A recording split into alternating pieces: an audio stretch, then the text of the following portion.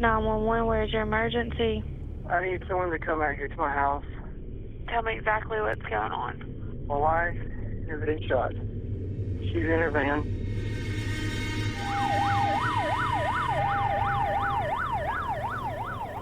Where's the gun, sir? 3625. It's right here in her hand. Is there a pulse or anything? I can't find a pulse. You can come over here and check.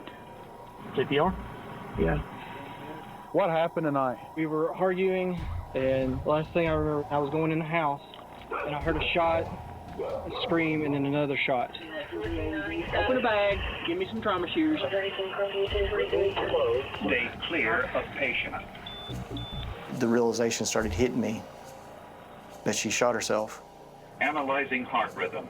We'll stay back here. What they're going to do is try to determine if they can get a pulse, okay? Check airway. Check breathing. Check circulation. Hey, Chief. It looks like suicide to me. Did anything about your relationship with Tiffiney lead you to believe that she was suicidal? Not at the time. Looking back, just seeing how depressed she actually was and reading some of her journal makes me think she was hiding a lot of stuff. Tiffiney was one of my very best friends. She was a big spirit. She had big plans. She wanted to see the world. This was a school photo.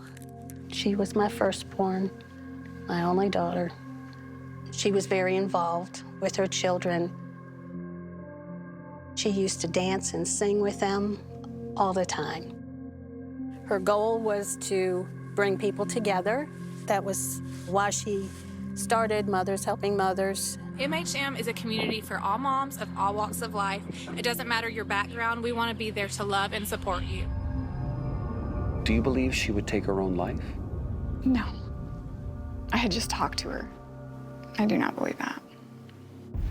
When we learned that she had shot herself twice with her non-dominant hand, we were fairly certain that there's no way. Were you certain Jason did it? I couldn't figure who else did it. Just no way physically possible could it happen the way that he said it happened. To believe that she did it to herself, you have to believe she used her non-dominant hand. Very impulsive. And then shot herself twice. Yes. Most suicides don't involve 2 shots. Yes, most, not all. We don't believe Jason is guilty of this at all. They did not see blood or anything on him. They found nothing that would indicate he had fired a firearm recently. I think she gave up. I think she just fell apart and decided to end it. Did you kill your wife? No.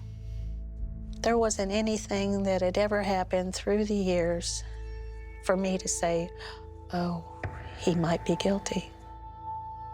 I never, ever thought that he was guilty. I don't have a pulse. She's right here. She's gone.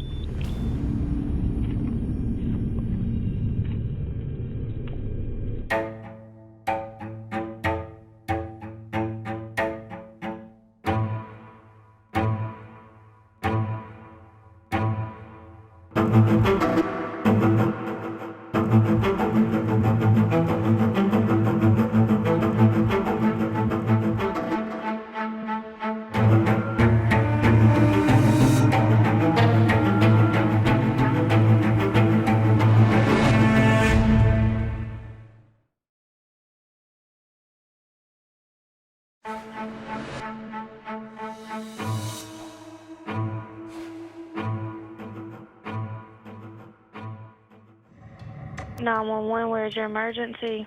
My wife is shot. I need someone out here, please. It was just after 11 p.m. on May 2nd, 2017, when then 37-year-old Jason Crawford called 911 from right outside his home in Cullman, Alabama. That is about 50 miles north of Birmingham. Sir, is she breathing? I don't know. Yeah, I'm trying to lift her up so I can see. Jason remembers that night vividly. Felt like it was taking longer and longer for anybody to get there. And eventually I saw some headlights. Body camera footage shows what Coleman County Sheriff's deputies found when they first got to the scene. EMS is on the way, okay? Jason's wife, 32-year-old Tiffiney Crawford, was slumped over in the driver's seat of her own van. There was a pink revolver in her left hand, which Jason says she kept in the driver's side door of her vehicle for protection. When one of the sheriff's deputies tried to check Tiffiney for a pulse, the gun fell out of her hand. What happened tonight? We were arguing. I gave her stuff so she could go. I didn't let her in the house.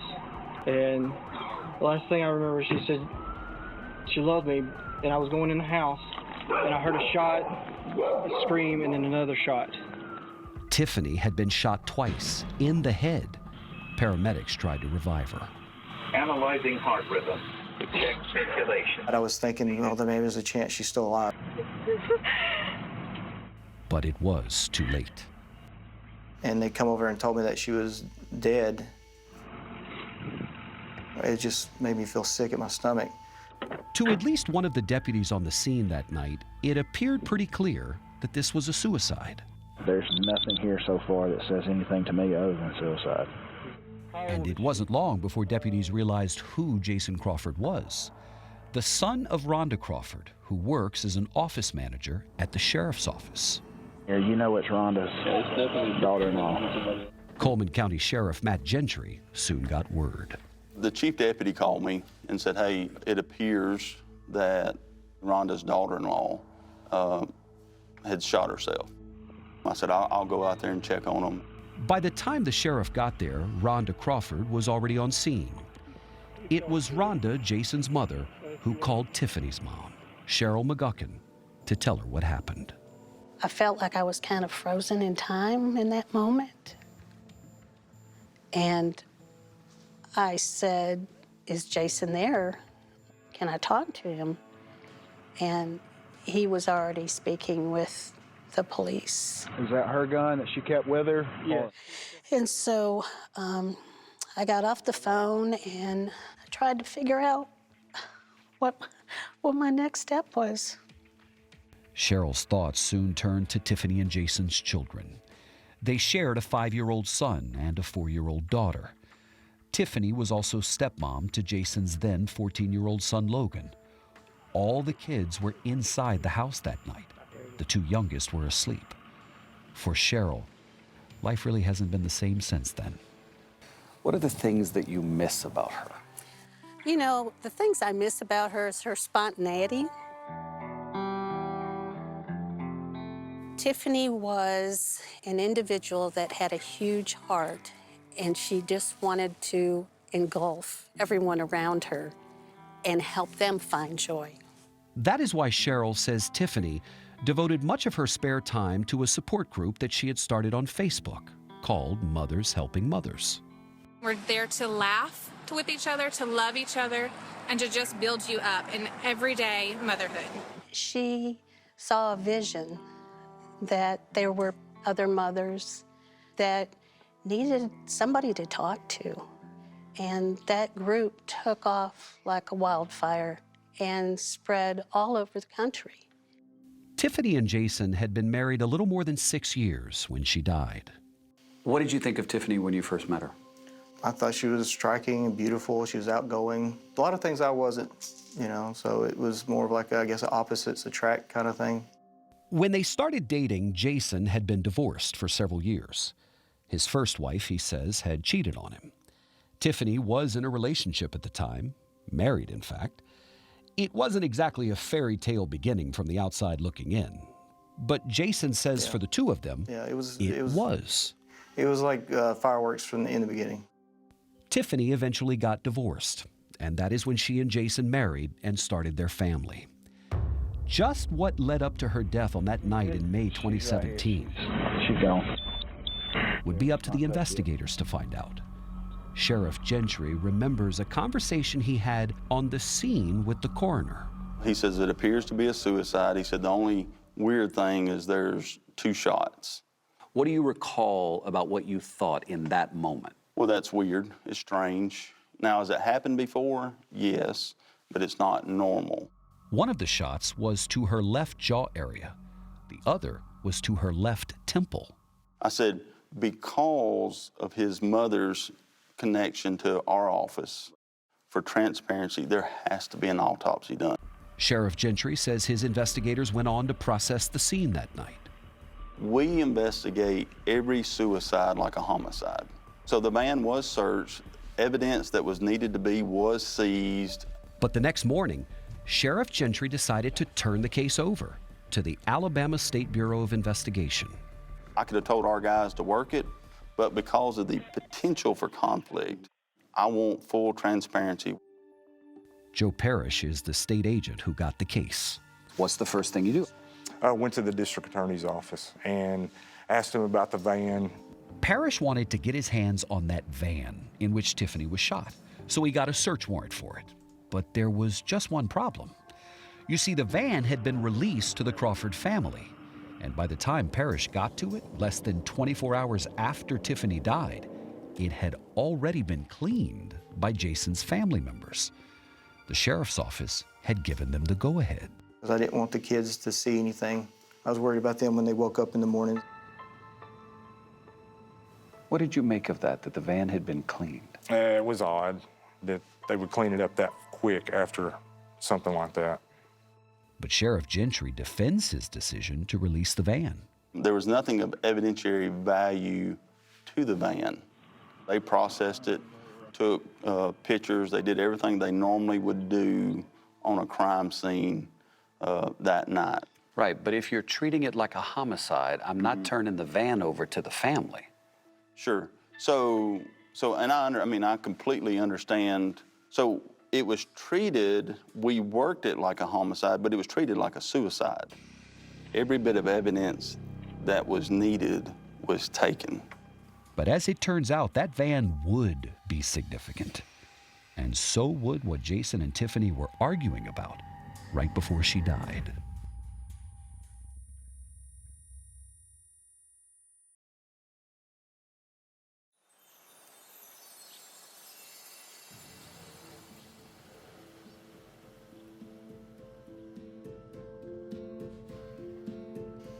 Yeah, I could tell something was going on because she was getting more distant.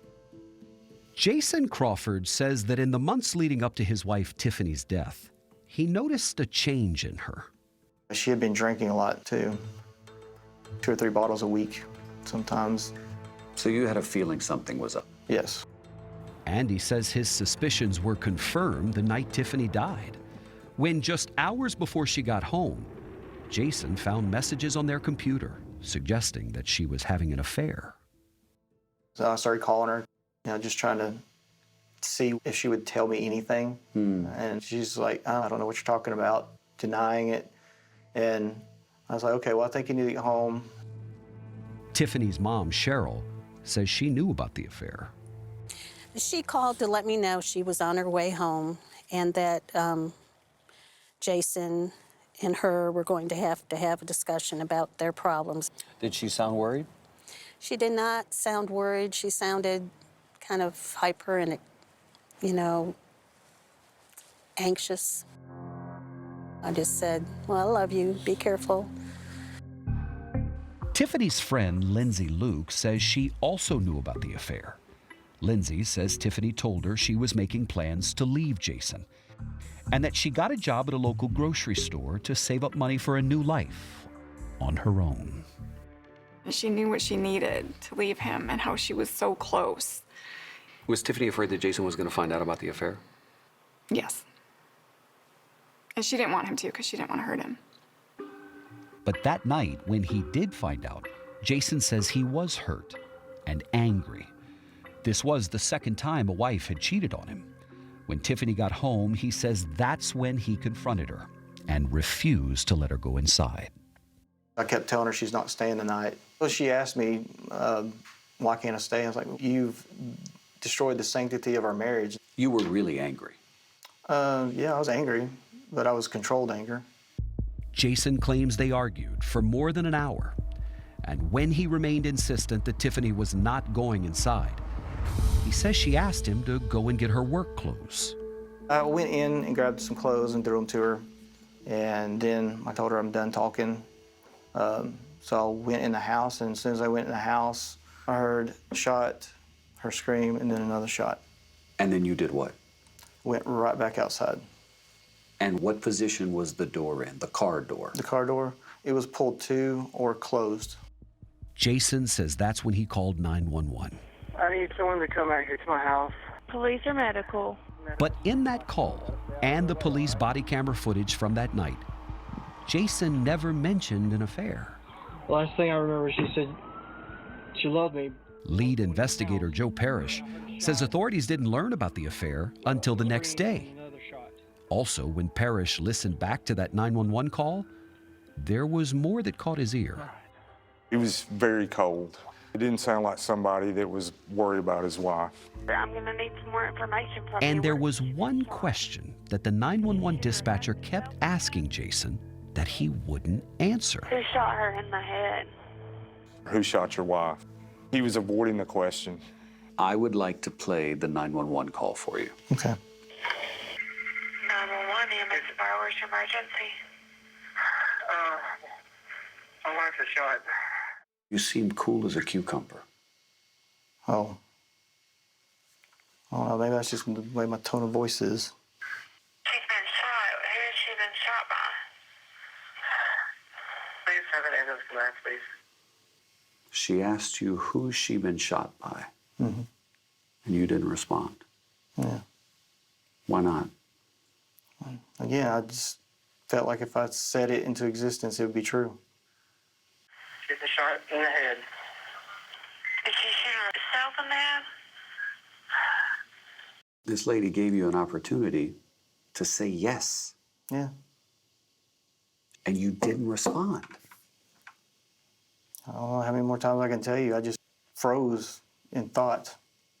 Do you understand how somebody listens to that and says, yeah, because he did it? Yeah, I can understand that. And that's exactly what Joe Parrish thought. A week after Tiffiney died, and with her autopsy results still pending, Parrish decided to bring Jason in for questioning. Joe Parrish, I'm with the State Bureau of Investigation. During that interview, Jason spoke in detail about discovering the affair and the argument that he had with Tiffiney. So you ruined our home. He's like, you're no longer part of this. And he also answered a question that Parrish believed was key. Was she left or right-handed? She's right-handed. Right-handed. Tiffiney was right-handed, but the gun had been found in her left hand. How often in your experience do suicides happen where the individual uses their non-dominant hand? I've never seen it personally. And it's not like I know she's like so predominantly right-handed that she couldn't use her left hand. But why would Tiffiney, We want to be there to love and support you. a woman who devoted so much time to helping others, suddenly kill herself? There was nothing suicidal about her. Even Jason finds it hard to explain. Had she ever spoke about wanting to kill herself? Not that I, no, not to me. I appreciate you coming down. After Parrish interviewed Jason, he was free to go.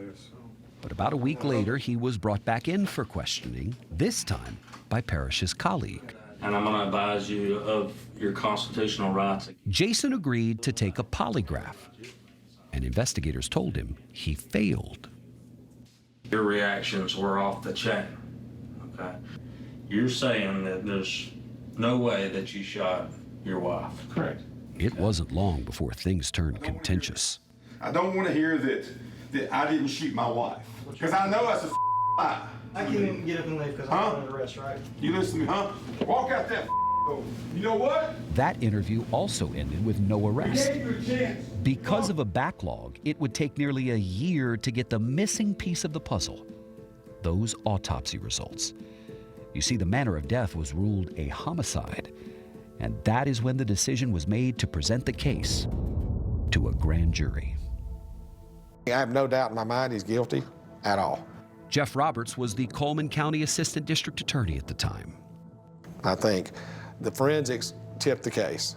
But would a grand jury indict Jason? Even Tiffiney's mother had her doubts. Even though I didn't want to believe it was a suicide, naturally, I wouldn't want to believe my son-in-law killed her either. What do you make of Jason's 911 call? Chat now on Facebook and X.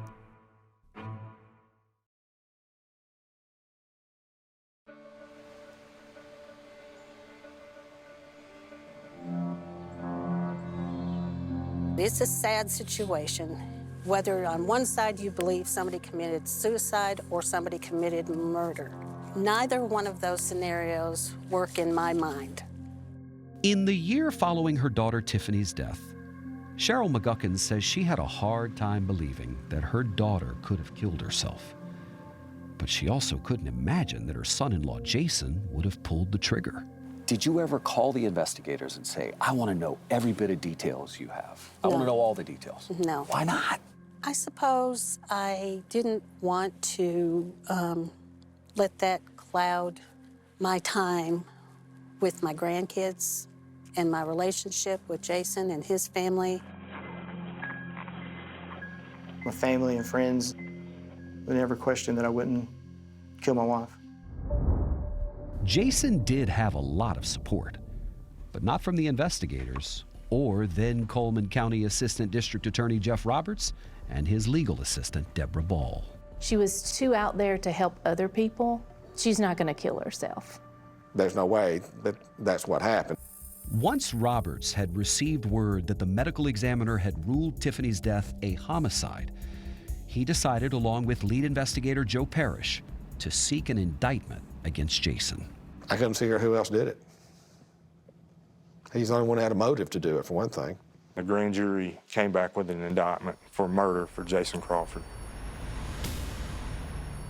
Jason called me and told me it was very shocking and very confusing. On May 21st, 2018, just over a year after Tiffiney died, Jason surrendered. Walked in, I told him he was under arrest. He didn't seem to be worried. He didn't seem to be worried. No. Jason wasn't in custody for very long. In fact, he was released on bond. And Robert Tootin and Nicholas Heatherly became his defense attorneys. We don't believe Jason is guilty of this at all. There's no evidence. They did not see blood or anything on him. They found nothing that would indicate he had fired a firearm recently. But the night of the shooting, Jason was never tested for gunshot residue, and his house was never searched for bloody clothing. Still, Tootin and Heatherly say they believe Jason, who says he was inside the house when the gunshots rang out. His oldest son heard his father come back in the house right before the first gunshot. Both arms. And about that polygraph test that Jason was said to have failed? Did you shoot Tiffiney Crawford? Police investigators use those as an investigative tool. If they think somebody is guilty, they tell them that they have failed the polygraph and insist they tell what really happened. They gave you a lie detector test and you failed it. Mm-hmm. Yeah, they can make those read how they want to. Jason's defense team also downplayed that 911 call, the one in which investigator Parrish noticed Jason sounded calm, even evasive. If someone's never been in a high-pressure situation like that where they've just been shocked by what they're seeing, they probably would not understand how that affects somebody. It just felt like I was outside my body, not knowing what was going on. But the prosecution was confident that Jason was guilty. Dr. Valerie Green was confident too. She is the medical examiner who conducted Tiffiney's autopsy. You remember saying to yourself, I got a feeling there's more to this story. Oh, yes, definitely. I think the thing that made me think that there could be something else going on with this case is that gunshot wound on the left side of Miss Crawford's head. Dr. Green says that based on the absence of gunpowder particles and abrasion around the wound to Tiffiney's left temple, she concluded that the shot had to have been fired from at least 10 inches away. That's indicating that, she's holding her arm outward beyond 10 inches and trying to shoot herself. Not saying that it's impossible, but it's not likely. It is especially unlikely, says Dr. Green, because Jason reported that he found Tiffiney in the driver's seat of her own van. Where's the gun, sir? With the gun in her left hand. It's right here in her hand. And the car door closed. That was concerning to me because, I mean, for you to be able to hold up a gun and shoot yourself in the head, it would be difficult to do in such a small space. That's not all, says Dr. Green. Neither of Tiffiney's injuries were contact wounds. She didn't have a contact wound here, and she didn't have a contact wound here. Correct. Most suicides involve the barrel or the tip of the gun being placed on the skin. Yeah, you said most, not all. But there was something else Dr. Green noticed, specifically about that van. I remember looking at pictures of the driver's side door, and I didn't see any blood on that door. I didn't see any blood on the glass or the window. I didn't see anything even low on the door. That makes me think that the door was not closed. And I think that that door is open because he was standing there. Despite the autopsy report and the fact that a grand jury had indicted Jason, Tiffiney's mom continued to support him. I never changed how I felt towards Jason. I mean, what purpose would that serve? You know, he's also somebody's child.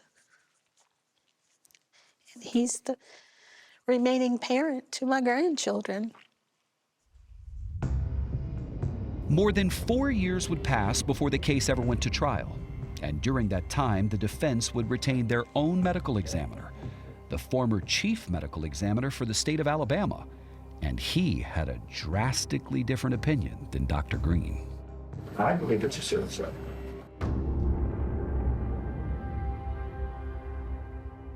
See more photos from the case at 48hours.com.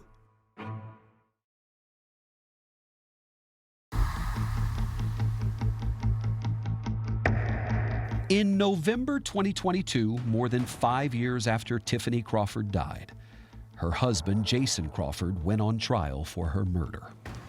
Prosecutor Jeff Roberts was confident in his case, but he knew there would be challenges. The fact that it was considered by the officers on the scene apparently consistent with suicide, I thought this was going to be really tough to overcome. Jason's defense attorneys, Robert Tootin and Nicholas Heatherly, also felt that they had their work cut out for them. Simply because there's no way to really find a definitive answer for exactly what happened. We were only allowed to film the trial from outside the courtroom through a windowed door. Tiffiney's mother, Cheryl, who said she didn't want to hear the details surrounding her daughter's death, chose not to attend the trial. I knew that there would be things said on both sides that I didn't want to have in my head. But she did go on day one solely to testify. She was the prosecutor's first witness. He assumed that I was on their side. Instead, Cheryl says she told the jury how she really felt about Jason. I've never had any issues with Jason. Megan Brock was a juror on the case. She was telling everybody, me and Jason have a great relationship. I was like, really? You thought it was weird that his mother-in-law might still be supporting him as he's on trial for murder. Yep. Undeterred, the prosecution moved on with what they felt was evidence of Jason's alleged motive: anger over his wife's affair. A friend of Tiffiney's testified that Jason called her after learning that Tiffiney had been cheating on him, and that he said he couldn't go through this again, referencing the fact that his first wife had also had an affair. Jason claims he didn't say that. His first wife cheated on him. Tiffiney cheated on him. Isn't it plausible for somebody on the jury to think, hey, look, the guy snapped, so he killed her? I don't think that happened at all. He didn't snap over his first wife. They remain friends even to this day. How old is she? Jason's 911 call was also played for the jury. My wife was shot. And they saw some of that police body camera footage, too. The prosecution also called DNA analyst Angela Fletcher, who examined swabs taken from Tiffiney's gun. She testified she couldn't say for sure whether there was any female DNA on the gun because there was only a trace amount of DNA detected. But she was certain that both the grip and the trigger contained male DNA. Is it Jason Crawford? No, the profile was so limited that I was unable to do any type of comparisons. There's other people that have touched that gun that were males. My dad gave her the gun, so his DNA may be on it. Her brother also shot it.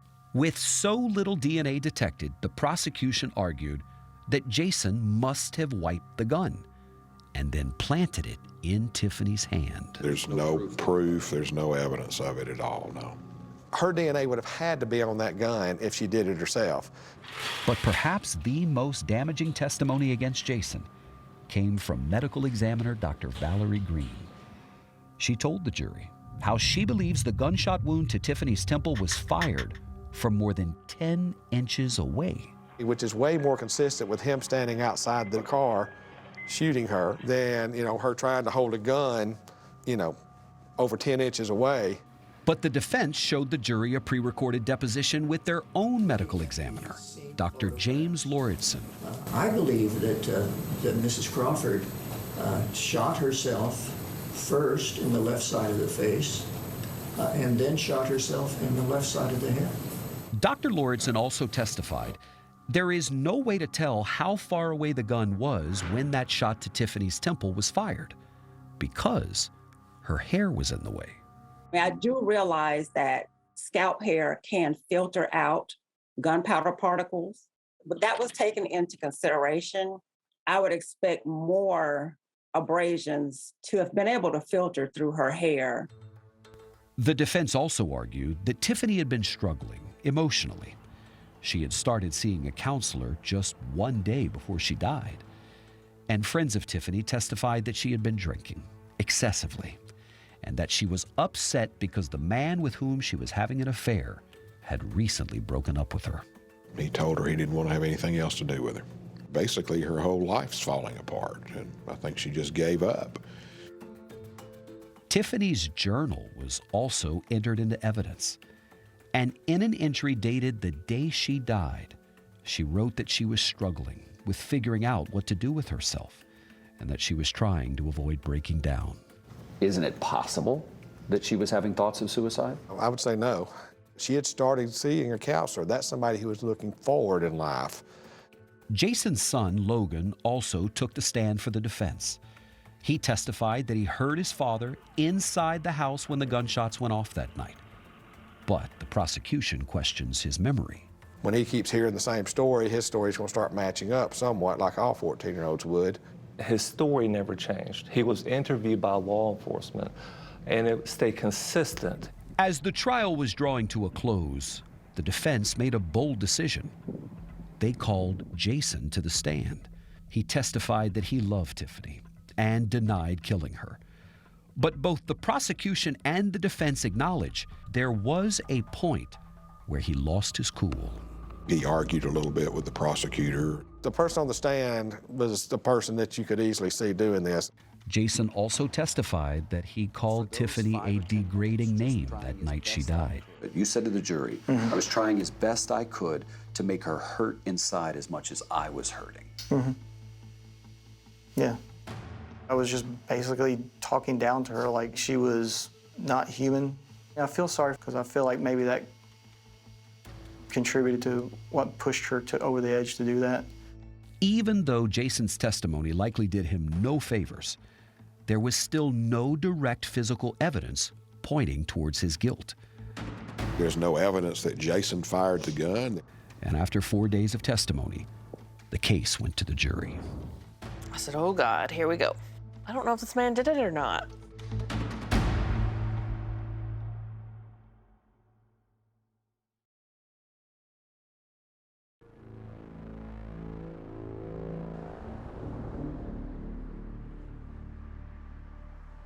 It was November 18th, 2022, and Jason Crawford's fate was now in the hands of a jury.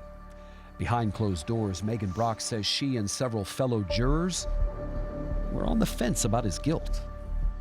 And I was like, so we're gonna sit here for the next however long it takes? My stomach was in knots. Cheryl McGuckin admits she was nervous for Jason and his family. You know, this is my son-in-law. After several hours deliberating, the jury requested access to that body camera footage. Then they asked for the 911 recording. My wife is shot. I need someone out here, please. About 30 minutes later, they announced they had reached a decision. Cheryl was in the courtroom, only for the second time. And who were you with for the verdict? I was sitting with my husband right behind Jason's parents and the rest of his family. As for the verdict, this is how Megan says the jury came to their decision. When we listened to that 911 call again, that was it. So the 911 call sealed the deal? That was it. Really? The operator, she keeps asking him, you know, who shot her? Who has she been shot by? Finally, she was like, okay, well, where's the gun at? And he said, laying beside her. And we were like, wait, what? Where's the gun at? It's laying beside her. He clearly said the gun is laying beside her, when in fact, the body cam footage just showed her holding the gun. Barely, but holding the gun. The gun wasn't laying beside her. It was beside her because it's on her side, in her hand. They found the gun in her hand? Yes. You understand the difference between in her hand and laying beside her? To some people, yes. Like, beside her, it's beside. It's like laying on her. It's beside her. I just chose the wrong words to say. But the jury did not see it that way. I said, oh, he's guilty. Everybody said the same thing. They were like, he's guilty. The verdict was guilty? Yes. Just felt like it shouldn't be happening. It was unbelievable, so I was just stunned. You know, I had a friend that said, hallelujah. And that really bothered me because that wasn't anything to cheer about. There's no justice here. Everybody loses. You are a grandmother, and there are 2 kids left behind who had nothing to do with this. Right, exactly. But at the end of the day, this man was put on trial. The evidence was heard. He was convicted. So he is a killer in the eyes of the law. You know, they're gonna do an appeal. I don't want to misspeak on this at all. When you say they're doing an appeal, what do you mean? Are you protecting him? I don't have any reason to protect him, but I'm gonna let things play out as they will. Following this interview, I asked Cheryl if she had any interest in seeing the evidence. You said you did. You asked if we could show it to you. We provided you with what was in the public record. Yeah. What do you now believe? Well, I now believe that he did kill her. Reading the evidence, going through what was said during the trial, it made it painfully obvious. On March 10th, 2023, Cheryl McGuckin took the stand again at Jason's sentencing hearing. But this time, she spoke for her daughter. I couldn't understand how my son-in-law Jason could look me in the eye for 5.5 years if he had murdered my daughter. Our cameras were again outside the courtroom looking in, so Cheryl shared with us what she said directly to Jason. Jason, if not you, who? You were there. You know the truth. I pray you will someday find wisdom and strength to speak the truth. She said that in front of her grandchildren, too. They were sitting in the very front row. Cheryl didn't know that Jason's parents were going to bring them. As the judge prepared to sentence Jason Crawford, his lawyers were still pleading his innocence, just as Jason did when I first spoke with him. If I could interview Tiffiney today, what do you think she'd tell me? Probably that she's sorry and she's didn't realize that it would affect so many people like it did. She wouldn't tell me that you're a liar and a killer. No, I don't think so. Jason was sentenced to 99 years in prison. But under Alabama law, he'll be eligible for parole in 15 years. What do you think Tiffiney would say now, having seen you on the stand? I can hear her saying, "I'm proud of you, Mama." Now, Cheryl just wants to make sure that her grandchildren are proud of their mother and never forget who Tiffiney was and what she stood for. She was just an angel that came down from heaven for a short time to teach all of us how to love and be kind and be giving.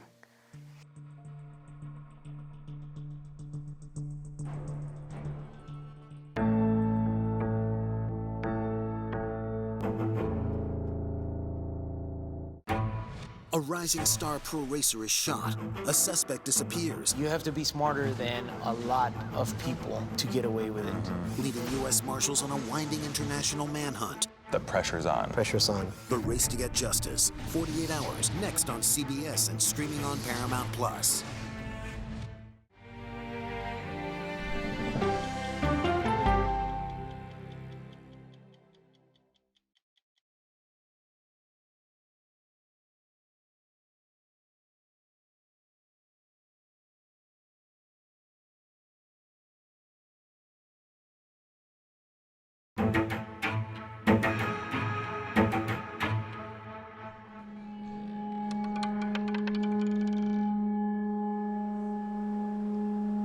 Christie and I, we were young, we were happy, we were enjoying our lives.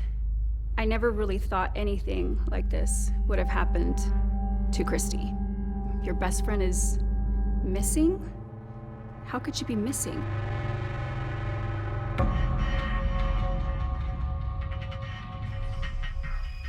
We were just gamblers at the casino, having a good time with other people.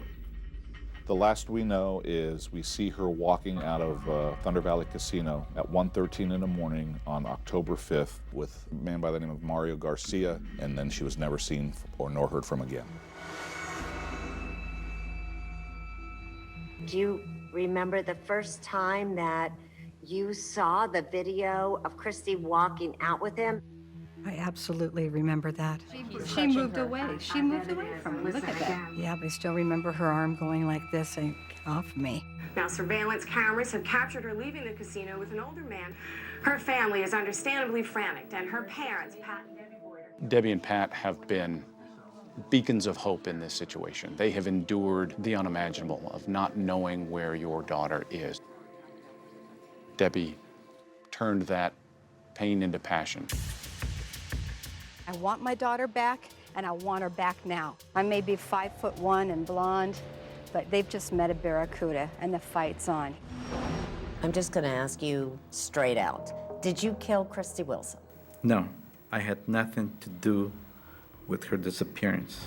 All rise. I think he thought he was going to beat the case the entire time. He figured no body, less evidence, I can walk away from this. He never thought he was going to be convicted. Guilty of a violation. And when he was convicted and went to prison, he still had a piece of information. And everyone wanted it. And he knew it.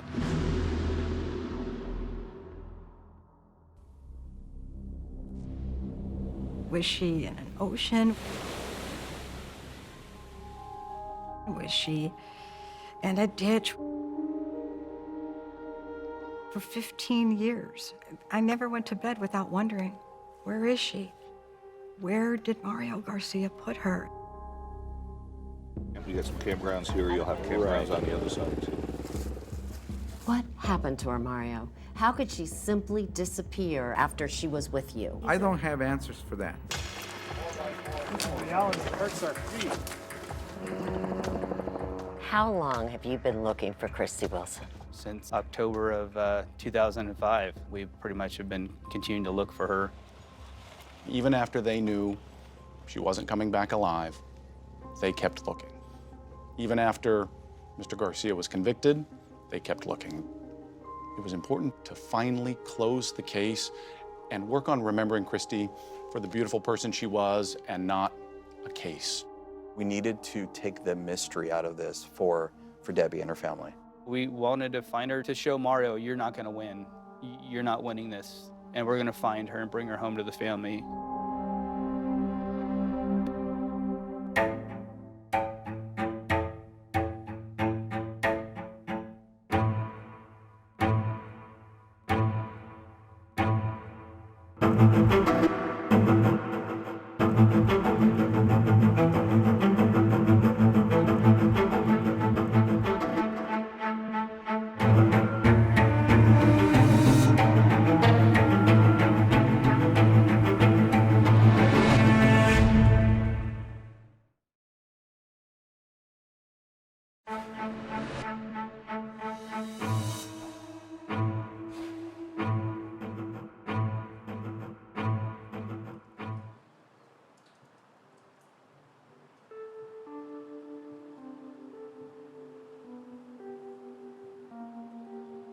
Christie and I were definitely soul sisters, for sure. We grew up together in school and just loved pretty much doing everything together. Tiffiney DeVries says her best friend, Christie Wilson, just had a knack for making her laugh. I picture her in our front room just dancing and laughing and having so much fun. I could be having the worst day and she would always be there for me. We always knew that no matter what, we were there for each other. But Tiffiney was not with Christie in the early morning hours of October 5th, 2005. That's when a surveillance camera in a California casino captured Christie walking into a parking lot with a man she met that night. That was really scary because we didn't know where she was or if she could be alive. Christie was then only 27 years old. Her mother, Debbie Boyd, can hardly believe how much time has passed. You know, I try not to think of it too much because it actually kind of takes me to a very sad place. Since the moment Christie vanished, Debbie vowed not to rest until she knew what Christie's killer had done with her body. I'm her mother forever, and I was not going to give up. Please help us. 48 Hours has been covering the Christie Wilson case since 2006. Christie and Mario come out here. It began like so many of these stories do, with a concerned boyfriend telling authorities that his girlfriend had gone missing. I loved her, and I know she loved me, and we cared about each other very much. On the evening of October 4th, 2005, Christie's boyfriend, Danny Burlando, says she went to the Thunder Valley Casino to play blackjack. Did it surprise you to hear she had been at a casino that night? You know, it didn't because recently she had been telling me she'd been, playing some blackjack. Back in 2005, Tiffiney DeVries was a young newlywed. She's thought about why Christie left the casino that night with a stranger, and she has a theory. But sometimes I think, well, what if, someone put something in her drink? Debbie was aware her daughter had begun gambling, partly because she was between jobs and low on money. Her boyfriend, Danny, felt Christie was gambling too much. When's the last time you actually talked to her? At 10:28 p.m. Tuesday, October 4th. We had a 55-second conversation. This is the actual casino video of Christie taking that call. I told her to come home, and she was just like, okay, I'm finishing up. I'll be home soon. But when Danny awoke, there was no sign of Christie. He began leaving dozens of desperate messages on Christie's cell phone. At 10:15 on Wednesday. It's now been 24 hours since I talked to you last, and I'm worried sick about you. Please call me. If you're okay, call me. If you're not okay, call me. Let me know what's going on. Danny filed a missing persons report. Investigator Don Murchison interviewed Burlando back in 2005 and says Danny was very cooperative. Anything that I wanted from him when I was at that residence, he allowed me to have. Murchison says investigators soon found their prime suspect when that casino video surfaced. They were able to track down a 53-year-old man named Mario Garcia by his player's casino card. Sheriff's deputies arrested and held him on a weapons charge. Christie Wilson came and sat on my left between me and another individual. In 2006, Mario Garcia told 48 Hours what he says happened in the hours before Christie disappeared. We were at that table for a period of time until that table got hot. She asked me, hey, you want to go with me to another table? And I said, sure. Their night of gambling ended just past 1 a.m., Wednesday, October 5th. Garcia claimed that he and Christie walked to his car and then went their separate ways. And he suggested that Christie may have met someone in the parking lot. But wouldn't that be seen on camera? Well, they don't see that she got in my car, do they? They don't see where she went, correct? Some 3 minutes and 41 seconds later, Garcia's car reappears on the cameras, and it looks as though he's the only one inside. She hasn't called any family, any friends, all the way up here. Investigations Commander George Malum helped coordinate a massive search for Christie through the rugged and varied terrain of Placer County. We utilized search and rescue people in their vehicles, and they drove every road that they could, every driveway, looked in every culvert, and still nothing was found. Among the searchers was Christie's heartbroken older sister, Stacy. You want to hear details, but you don't. It's just I get this image in my head of, God, what she must have been going through. And The physical searches turned up nothing, but then investigators began looking into Mario Garcia's past, and what they found was chilling. You don't cross Mario. You don't cross him, especially if you're a woman and you're alone. You don't cross him.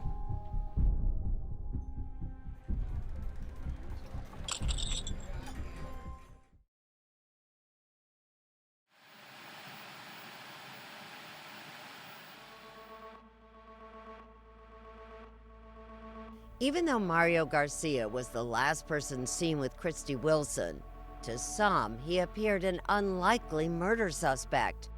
He was a project manager for a local hospital, married with 2 teenage boys. I am, and I have been, happily married. Your husband is your destiny. And with him, I have that feeling. I just have that connection. Garcia's wife, Jean, defended him. He is a family man. If he's not working, we will take the kids for sports. And his son, Chris, then 19, said he's a great dad. He was always there for us. You know, he'd always come home, make sure, we all sit at the table. We're just a good family. The family lived in a house on 5 beautiful acres in Auburn, California, gold country. With Mario, I always feel good about him. But investigators were not about to take Jean's word for it. 4 days after Christie disappeared, they went to Garcia's home to question him and ran a criminal background check. And that's how they found Wendy Ward, a woman from Garcia's past. When I first met him, I found him to be very intelligent, very articulate, very warm. Wendy Ward met Garcia in 1978 near Oakland when she was 26 and he was 27, and they began dating. I would say a very supportive person. It felt like he cared a lot. But Wendy says he also had a temper, and he reached a boiling point after she ended the relationship. He grabbed her one night and drove off with her in his van. He was holding my neck or he was holding my head, and he says, if you do anything, I will take your head and I will smash it. I think he said to me, take off your clothes or something like that, and I said no. I just was clawing, scratching, whatever I could do. Then he started to choke me. I couldn't breathe. I couldn't breathe. Did you think you were going to die? I did. I really did. She says he raped her and then took her back to his apartment.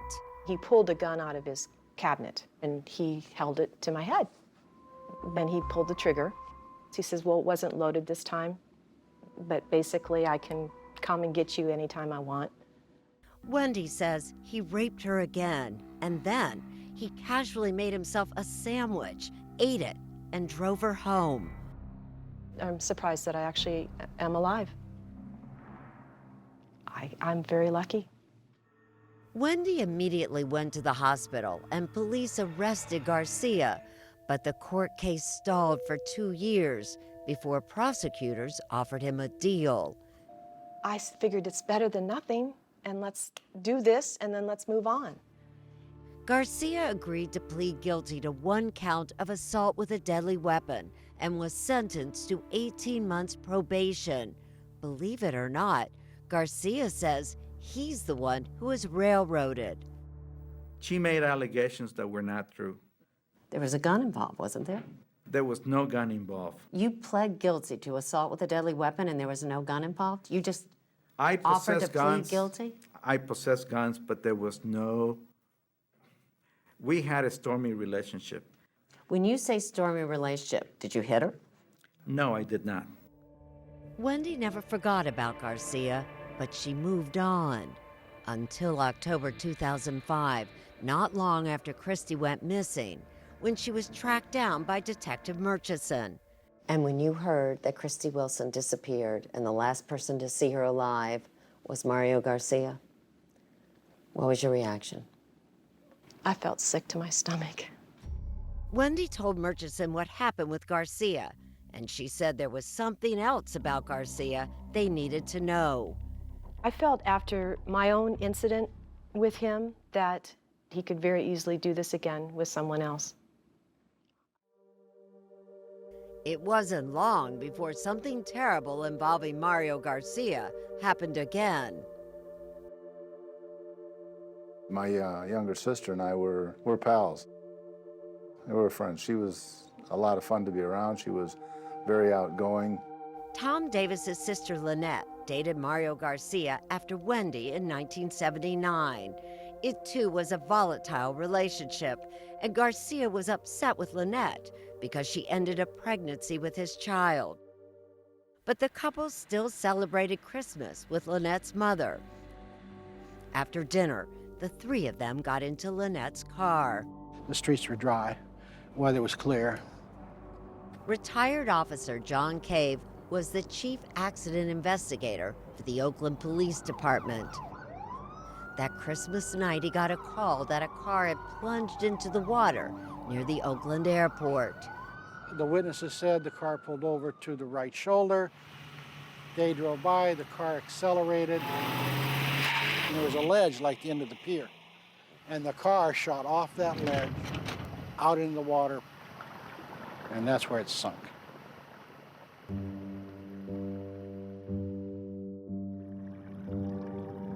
Garcia was the only survivor. I panicked. And eventually I took my seatbelt and I opened one of the windows.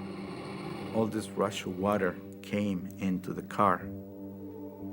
I got out, and everybody else, I presume, got out. He told police Lynette was driving, but they couldn't confirm who was behind the wheel. If in fact Mario Garcia was the driver and he intended to kill Lynette and her mother, I mean, it's not a very efficient way to get rid of somebody, is it? It worked, didn't it? And if he was the driver, he got away with it. Cave wanted to question Garcia further, but Garcia got a lawyer the next day. Why, if it was just a simple accident, would you not talk to the police and would you hire a criminal lawyer? It's the thing to do. It's the legal right of every citizen of the United States. And my attorney advised me not to talk to them.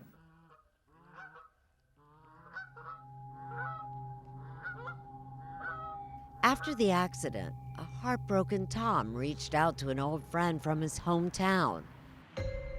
Incredibly, It was Wendy Ward. As they talked, she asked how his sister was doing. I said, yeah, she was killed in a car accident involved with this guy named Mario Garcia. Mario Garcia. It goes beyond disbelief. She says, I used to date him. I was involved with him. I have rape charges against him. No charges were ever filed against Garcia for Lynette and her mother's deaths. But Debbie Boyd had heard all she needed to about Mario Garcia. You're not fooling anybody, and especially not me. And I will continue to pursue you and pursue you and pursue you.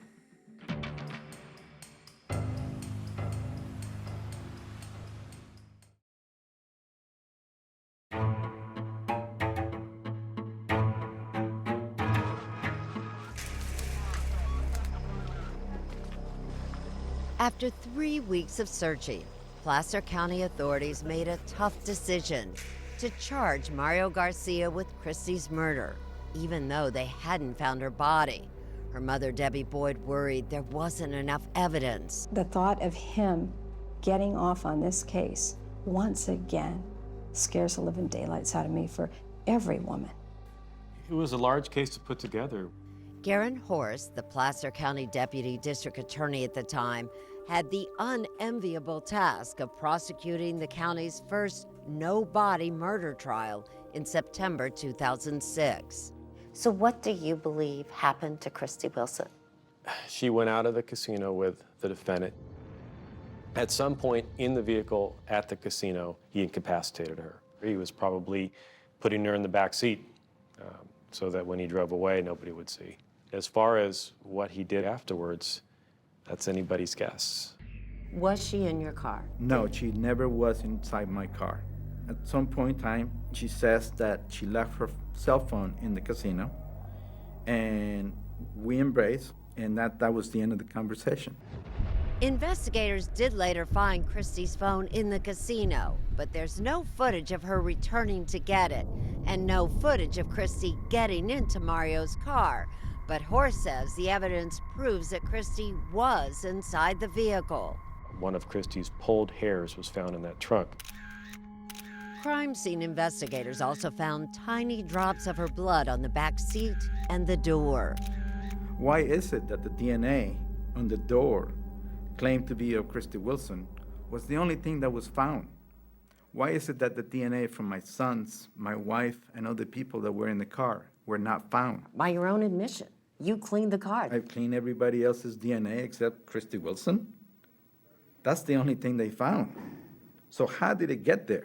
What's your reaction when the defense insinuates that was planted? It greatly angers me. They couldn't defend what was there, so they had to say it was planted. The prosecution says the evidence that incriminates Garcia is as plain as the scratches on his face and his body, left by Christie as she fought for her life. Did you get the scratches from Christie Wilson? No, absolutely not. But the morning after that trip to the casino, several of Garcia's coworkers say they saw scratches on Garcia's face, and he visited the eye doctor. Those are injuries that I received through poison oak and falling from a tree. Yet Robert Royer, an emergency room doctor who sat at the same table as Garcia at the casino, told investigators he could clearly see Garcia's face that night. How far is Mario Garcia from you?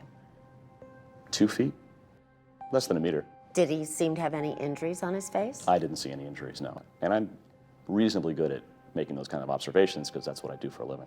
Why wouldn't the emergency room doctor see those? I cannot answer what he saw or didn't see.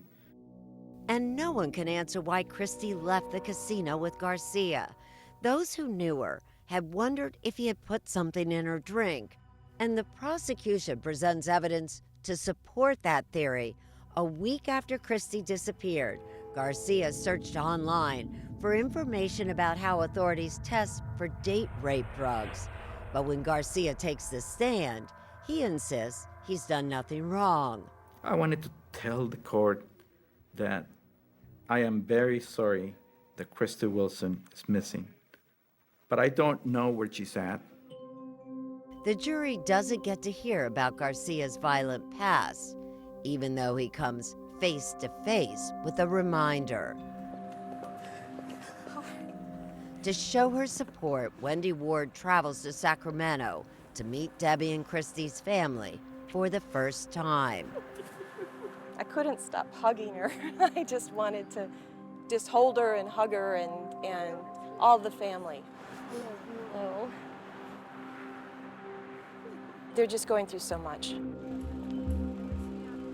Wendy heads to court with the Boyds for closing arguments, where Garcia's lawyer suggests that no one even knows if Christie is dead. Are you saying that Christie Wilson may still be alive? Do we know if she's dead? All rise. The jury concluded Would you please hand the verdicts to the bailiff, please? that it did know. We, the jury, in the above entitled action, find the defendant, Mario Flavio Garcia, guilty of a violation.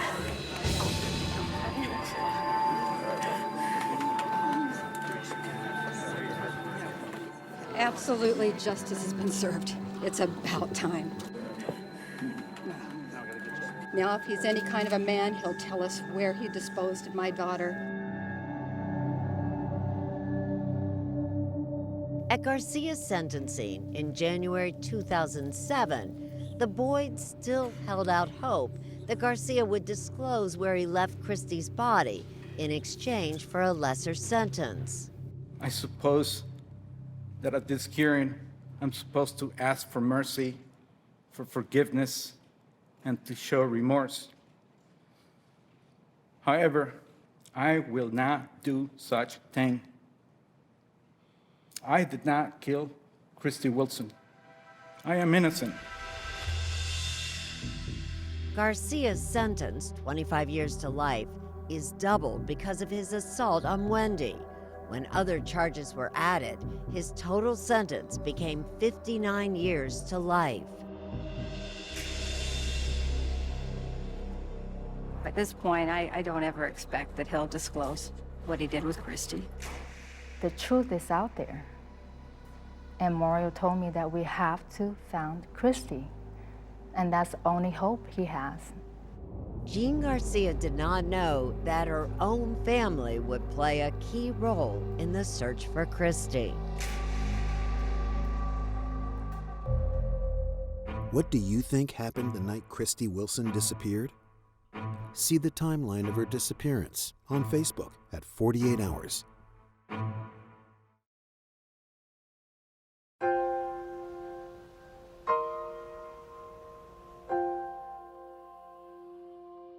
Mario Garcia's murder conviction in 2006 was hardly the end of the case for Christie's mother. Garcia was sent to prison, and the years dragged by. But he refused to say what he did with her body.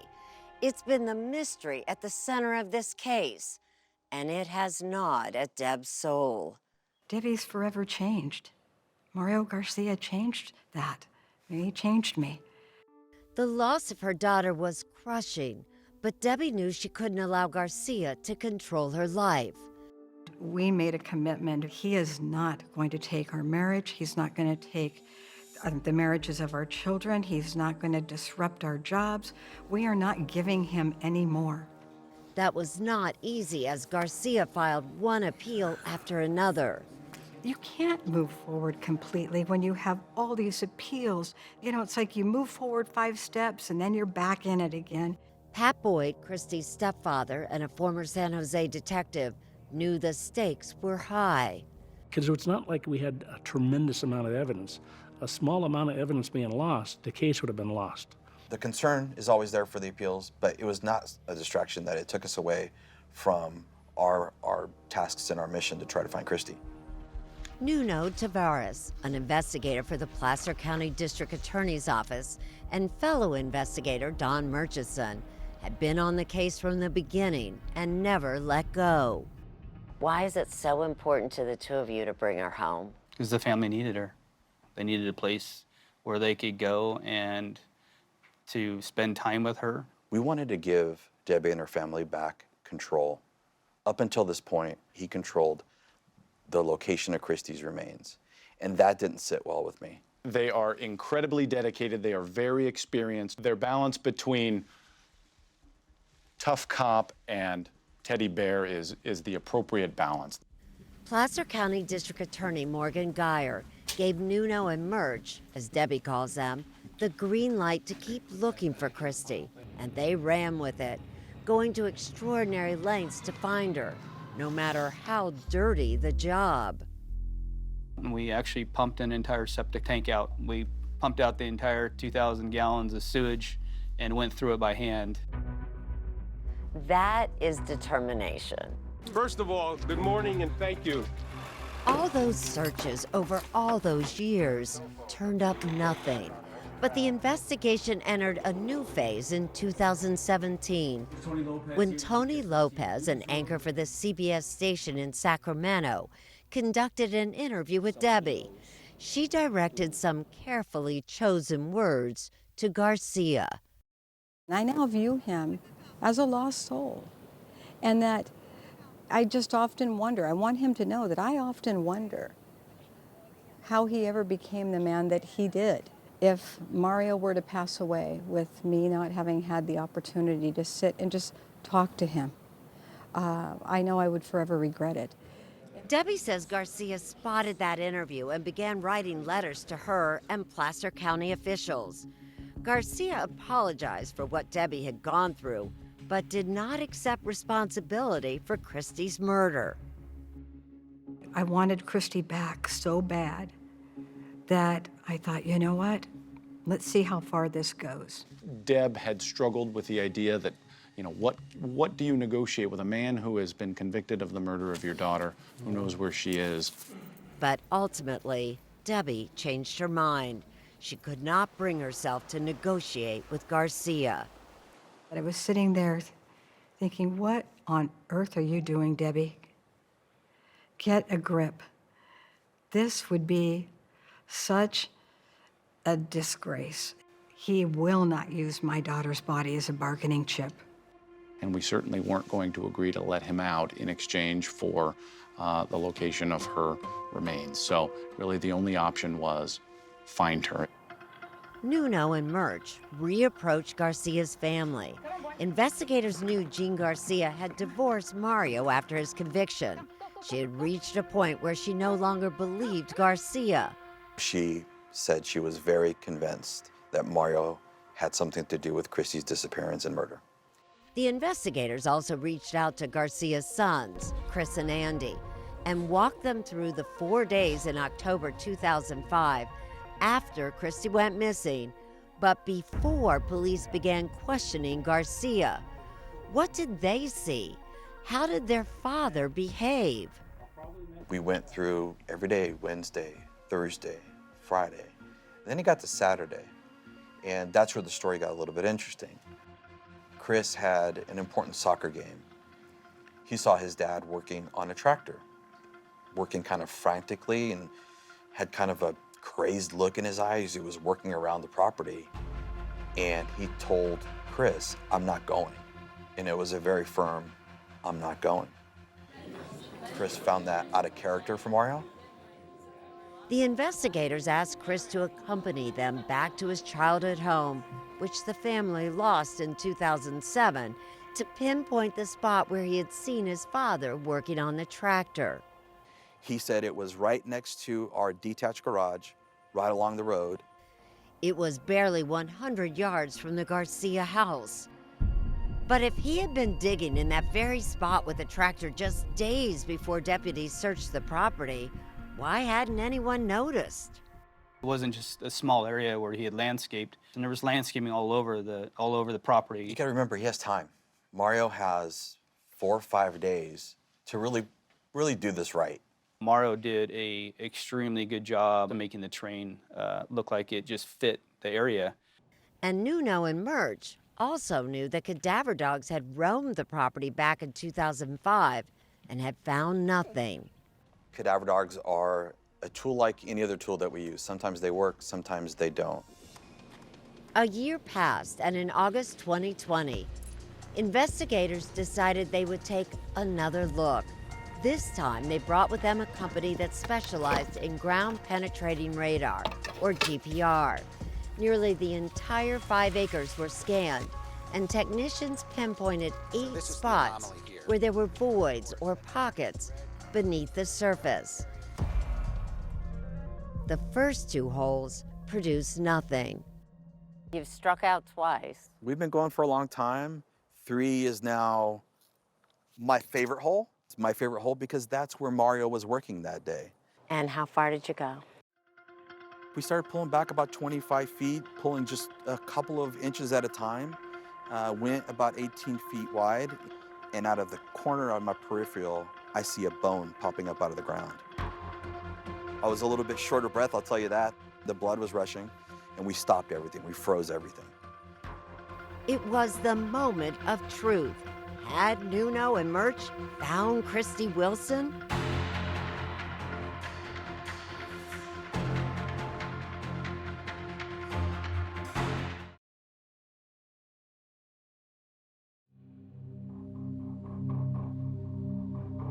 Buried on what was once Mario Garcia's property, Nuno and Murch had found what looked like a human bone, but they needed confirmation, so they called in archaeologist Cindy Arrington.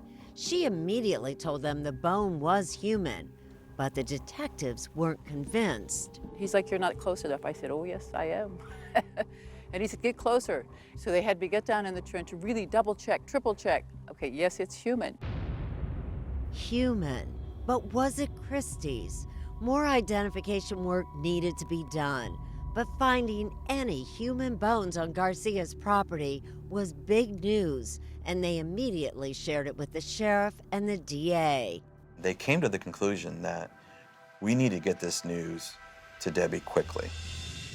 And they knew how they needed to get it to her. For years, Debbie and Wendy Ward have helped the detectives teach a class for homicide investigators. And just 2 months earlier, someone in the class asked Debbie a question no one had ever asked before. Mrs. Boyd, if your daughter was ever recovered, how would you want to be notified? And I just said, you know, please don't ever just call me on the phone. Nuno and Murch flew to Scottsdale, Arizona. It was nearly midnight when the Boyd's doorbell rang. Debbie was asleep on the couch. Pat answered the door. He opened up the door and he looked at us, and he got a big smile on his face. And he said, "Hi, guys, how's it going?" And then you could see him pause, and you could see things starting to click, the gears in his head. And I got up, and I just was in a fog. And I looked at them, and he said, "Debbie, it's Murch. It's Nuno." And I said, "What are you doing here?" So that's when we told her that we had found human remains on Mario's property, that we believed were Christie's, but we couldn't confirm that.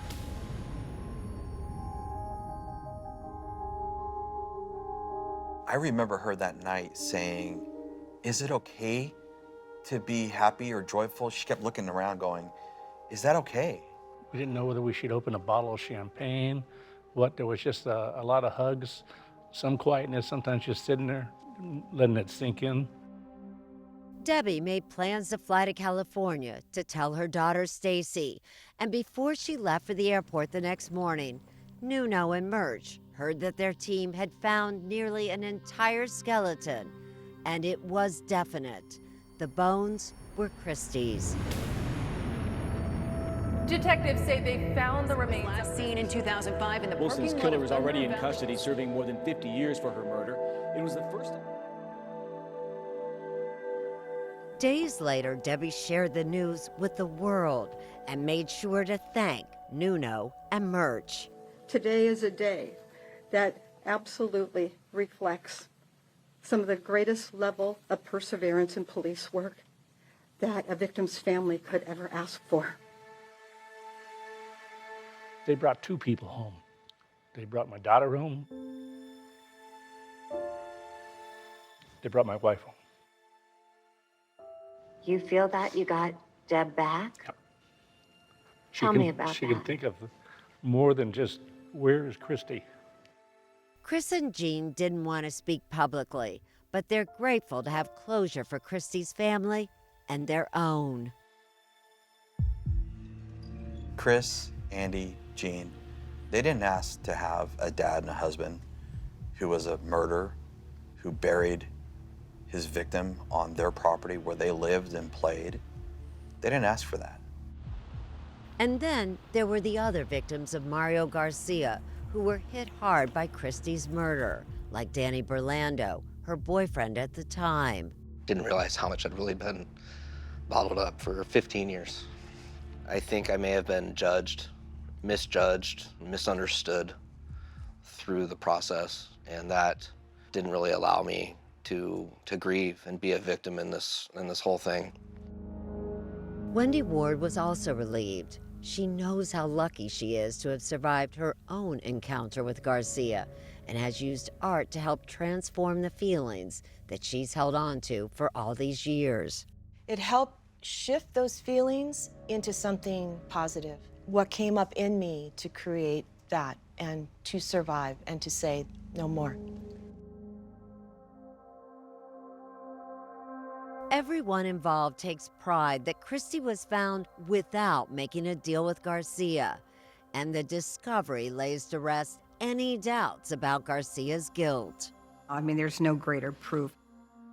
The autopsy revealed that Christie's hand and nose were broken, but it couldn't establish a cause of death. Do you believe he strangled her? I think that's very likely of what occurred that day, but we just don't know. Those who loved Christie try to focus on the life she lived. Her best friend, Tiffiney DeVries, says she's reminded of Christie by the little things she loved, a song on the radio, or the way Christie danced. For me, Christie's never been completely gone. I've been carrying her spirit with me every day.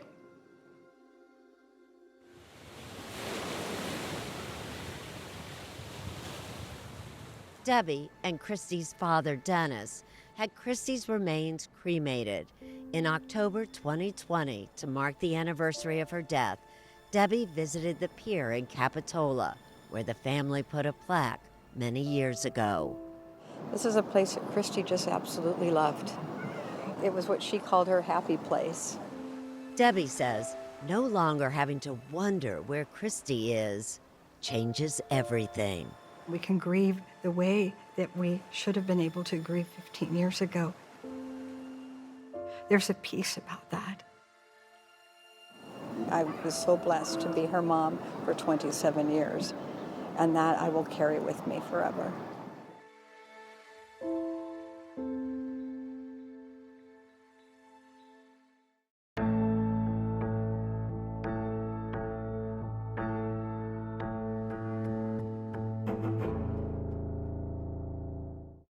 Listen to the My Life of Crime podcast with me, Erin Moriarty. Known as the Doomsday Mom, her 2 children murdered. Lori started referring to her children as zombies. Inside the Lori Vallow Daybell trial, how the jury found her guilty. 48 Hours, next on CBS.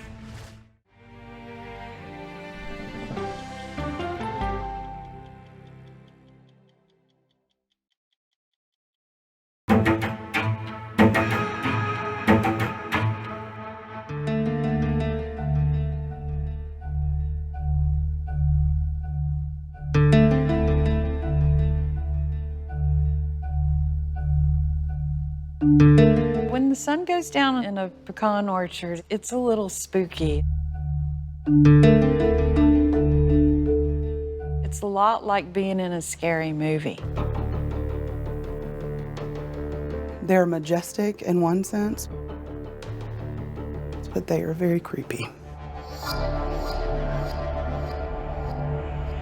What happened in this orchard was senseless.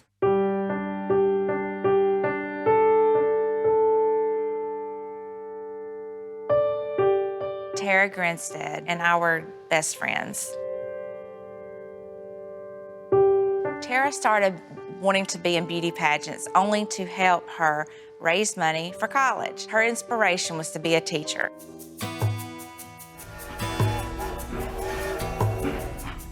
Tara was a very well-liked high school teacher. The students loved her. She was young, she was vibrant, she was very passionate about what she did. On October 22nd, 2005, Tara began her day doing exactly what she loved, dressing up the little girls for the sweet potato pageant in Osceola. After the pageant, she went to a cookout. The last thing I know, she was on the phone, went home, and then nobody's seen her since. There were so many stories, so much speculation. The possibilities were running through my head of what it could be. My heart always hoped that she just needed a few days to herself. And as the days and the months and even the years went on, I knew something had happened. I covered this story for 12 years, and hardly anyone thought this case would ever be solved. In a town that is as small as it is, how could someone keep this a secret for so long? I don't know. So you called the police department. This is John McCullough. I know who killed Tara Grinstead. Does anyone call you back? No. Hey man, how come nobody wants to listen to me? So many tips came in that some weren't followed up. They never actually called anyone a suspect or even a person of interest. In nearly 27 years with the Georgia Bureau of Investigation, I've never encountered such a complex and difficult case. We literally got tips from all over the world. Then in 2017, a woman came forward with a remarkable story about her boyfriend. He said, I can't handle it anymore, and he starts telling me everything. I made him take me to the orchard. You said right then, we're going? We're going.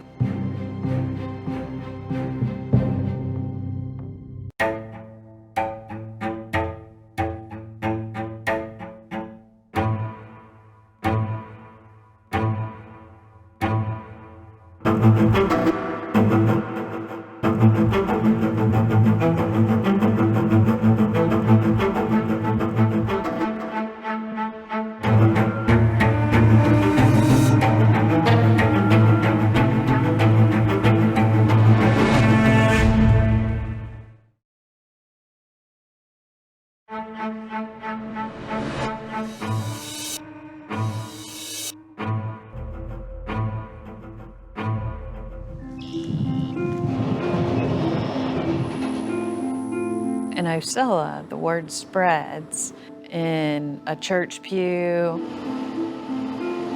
at the restaurant, over breakfast. The 2005 disappearance of Tara Grinstead, beloved teacher and local beauty queen, mystified the people of Osceola, Georgia, like Janice Polk, who lived just around the corner from Tara. Osceola is a big family. We all wanted to do something that we could do to help. There were flyers, there were billboards. We had search efforts like nothing you've ever seen. Janice, who ran a local web design company, became an expert on the case, keeping a close watch since Tara was reported missing. What were some of the theories as to what had happened to Tara? There were people who believed she ran away. Somebody has abducted her and holding her somewhere hostage. And the one we didn't want to think about was somebody killed her. But who would want to harm this vibrant 30-year-old woman? Maria Woods Harbor grew up with Tara. My best friend, Tara Grinstead, was a beautiful person on the inside and the outside. She was radiant. I mean, she had the biggest smile. She could tell you anything to make you feel better. This is where Tara Grinstead lived in 2005. What emotional impact does this have for you when you see this house? Well, it's very emotional. I don't like to come very often. She loved this place. I can still see her standing at the door. Maria says Tara was determined to live her dreams from a young age, competing in beauty pageants to help earn scholarship money for college. She was absolutely elegant on stage. Her main goal was to win Miss Georgia, or at least to get to Miss Georgia, and she did. I am Tara Grinstead, Miss Tipton. Tara didn't bring home the Miss Georgia crown, but just competing was a huge achievement, says Dana Wilder, who grew up in Ocilla. As little girls, we looked up to her. She was famous. After college, Tara got a job at Ocilla's Irwin County High School, teaching 11th grade history. She was an excellent teacher. She was dedicated to making her students feel wonderful. And even when she no longer competed, she helped other women, like Dana, break into that world. She just took me underneath her wing. She taught me the ins and outs of interviews, hair and makeup, wardrobe. At night, Tara studied for a specialist degree in school administration, but other parts of her life hadn't come together as she'd hoped. Personal side, she was having a little bit of a rough time. She was in her 30s and not married, and I think she was a little down about that. Tara had a boyfriend for a long time, and during the summer of 2005, they broke up. That boyfriend was Marcus Harper, a former cop from Ocilla. She obviously wanted to get married. It just wasn't what I wanted. I definitely didn't want to settle down in small town America. Marcus enlisted with the Army Rangers and spent time overseas. It was like a calling. It was something I felt like, I had to do. The couple broke things off, but stayed in touch. Tara really did want to get back with Marcus. She did not want to end it, and she was very distraught. This was the man she thought she'd build a life with. Yeah, she did. She was seeing other people, and I think she was just trying to move on. In a small town of Ocilla, everyone knew their situation.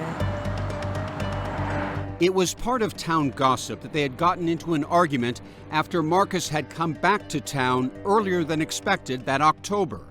But no one in Ocilla knew what had happened when Tara seemingly vanished after leaving that barbecue on Saturday night, October 22nd. What time did she go home? About 11 o'clock. On Sunday, Tara's mom called her several times, but Tara didn't answer. And the next morning, I got a call saying that I needed to get to Ocilla. Tara had failed to show up at school. She would never do that. She would never leave her kids. Tara's car was parked in the driveway. Neighbors knocked on her door, but got no response. The Ocilla police were called and entered Tara's home. Right behind them was Maria. What did you see when you walked into her house? I wasn't quite sure what I was going to walk in and see. Her den was exactly the way it always was. And there were a few things on the floor, like a hairdryer, and then her bed was unmade, like she had been in the bed. Tara's purse and keys were missing. Her cell phone was charging next to her bed. Maria noticed something out of place. Tara's alarm clock was under her bed, and a bedside lamp was broken.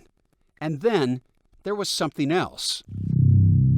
So when I came back out of the house, I saw right here, right out from the front door, there was a latex glove. On the ground? On the ground. Also found was a business card from a police officer in a nearby town. Authorities couldn't explain either and collected them as evidence. The Georgia Bureau of Investigation, known as the GBI, was called in. It is one of the most extensive investigations undertaken by the GBI. Back in 2008, I spoke with Special Agent Gary Rothwell. It appeared that Tara may have left on her own. However, we had a glove, a latex glove, that we couldn't explain. So that gave us a stronger indication that something bad had happened. The GBI tested that glove and found not only Tara's DNA on it, but the DNA profile of an unknown male. The case generated hundreds of tips over the years. Janice Polk even created a website to help authorities collect information. FindTara.com. I built a message board because I thought that there was a good chance that whoever knew what had happened to her would potentially come and say something. As Janice recalls, early on, suspicion focused on the men in Tara's life. She was dating, I think, more than people realized that she was dating. And that's nobody's business, but in this case, it made it tough. Rumors swirled about that cop whose card was found at Tara's house. He was a family friend, married with kids, who said he'd gone by that Sunday night and left the card after Tara didn't answer the doorbell. He had an alibi, but the whispers continued. There were several people, several men who got a lot of scrutiny for a long time. Another was a former student who claimed he and Tara had been secretly seeing each other. But when questioned about her disappearance, he had an alibi and was never charged. Then there was Tara's ex-boyfriend, Marcus Harper. Somebody pulled me to the side and they were like, listen, there's been some things said, bringing up your military past, bringing up how you're trained to kill. Marcus always maintained his innocence, but remained under suspicion. Investigators chased down dozens of leads across the country. But tips emerged that led right back to the high school where Tara was a teacher, and perhaps someone who had sat in her classroom. I never thought it was somebody from our community, but in the same sense, I always thought, well, it has to be.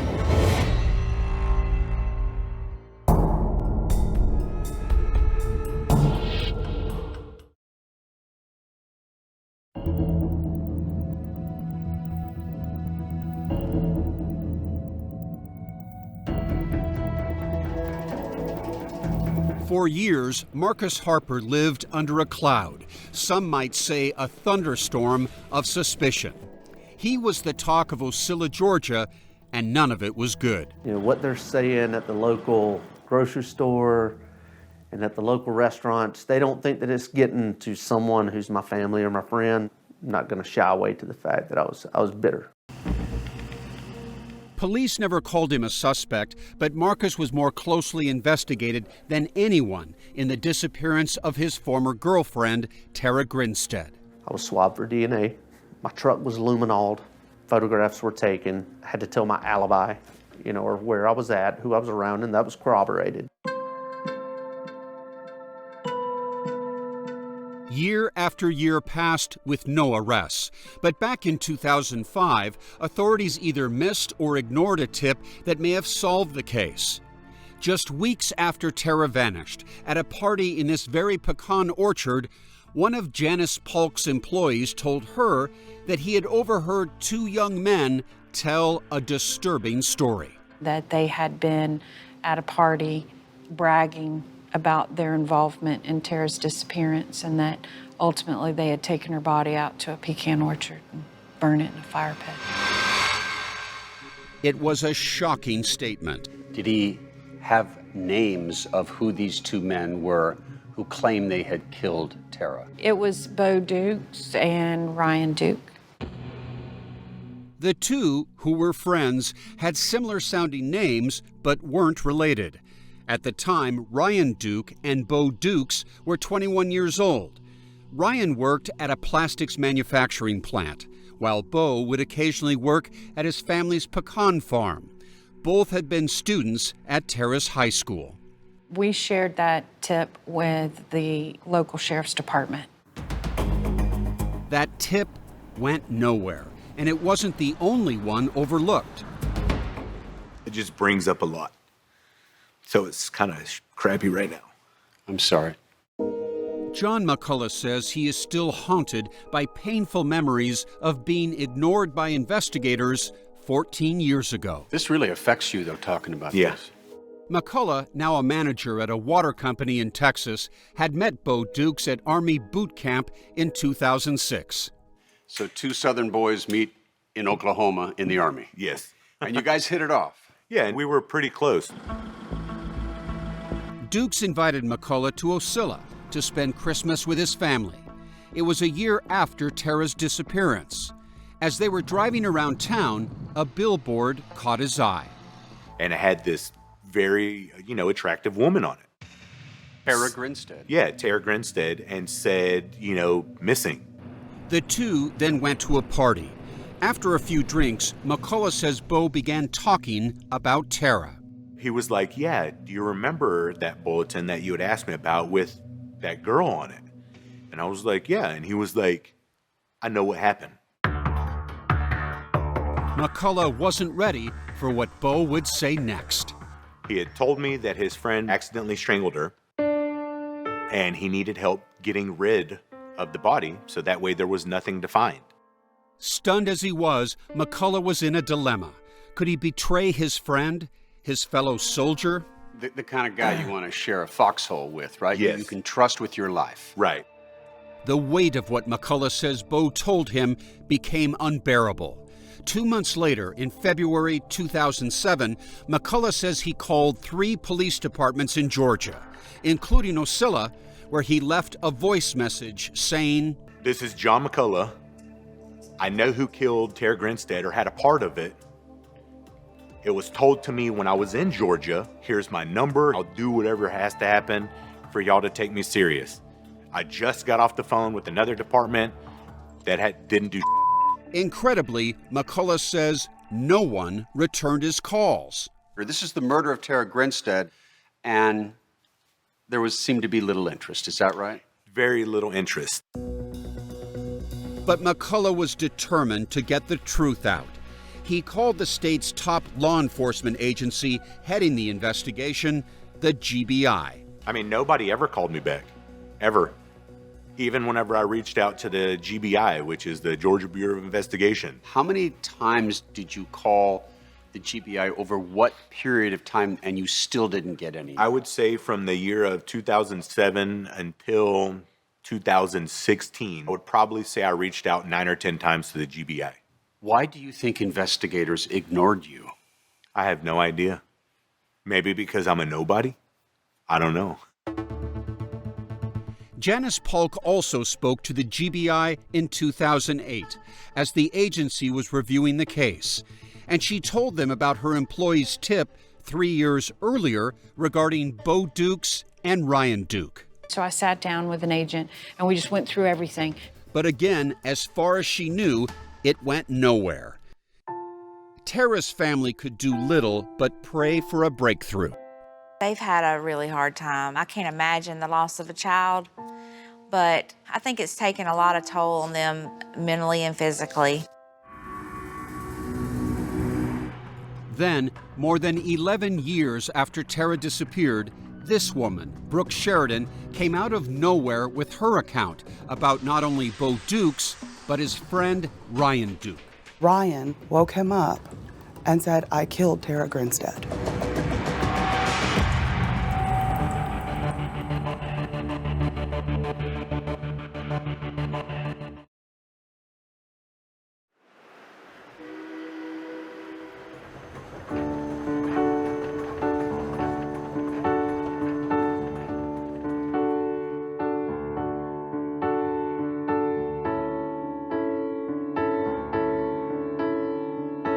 She was charismatic, determined, beautiful personality. What would anyone's motive be to kill Tara Grinstead? I don't know.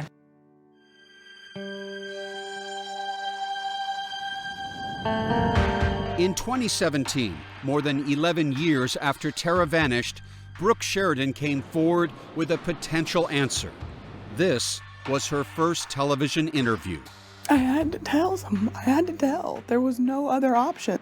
And what she had to say implicated a man whose name had repeatedly been given to the Georgia Bureau of Investigation. How did you and Bo Dukes meet? We actually met on Tinder. Brooke says she was studying in Savannah to become a pharmacist when, in 2015, she came face to face with her online date. It was love at first sight. Bo Dukes comes from a prominent family that owned a huge pecan orchard in the Ocilla area. And what is it about him that you love? He has a beautiful mind. He is extremely intelligent. Janice Polk, who knows the family, paints a different picture of Bo. So Bo was known in the community for being a little over the top, unfiltered, one of those always showing off and talking big and running his mouth. Bo got in big trouble while in the Army. In 2012, he was charged and convicted of stealing more than $150,000 worth of military supplies. And Bo spent more than 2 years in federal prison.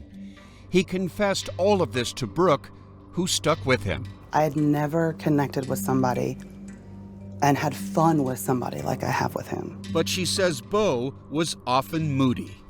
I said, you have to talk to me. He's very shut off.